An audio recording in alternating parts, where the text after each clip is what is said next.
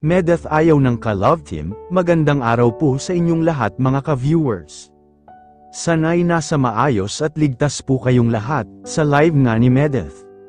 May isang tagahanga siya na gusto siyang hanapan ng ka-love team. Pero sabi niya na huwag na daw dahil gusto daw niya na long-term relationship na.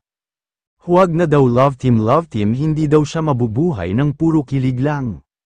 Dapat daw yung makakasama na daw niya sa pagtupad ng mga pangarap niya.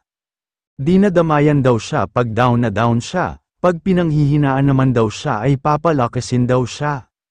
At aalagaan something like that daw, at sabi pa ng isang supporter niya na tapusin daw muna niya ang pag-aaral bago mag-boyfriend. Na agad naman niyang sinagot, na hindi porket nag-boyfriend daw siya ay hindi na siya makatapos ng pag-aaral.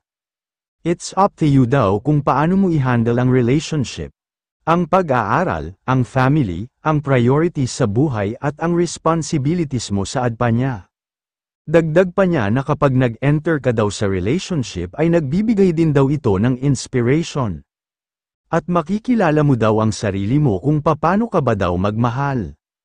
Kaya sabi niya depende na lang talaga kung paano mo daw dalhin ang relasyon.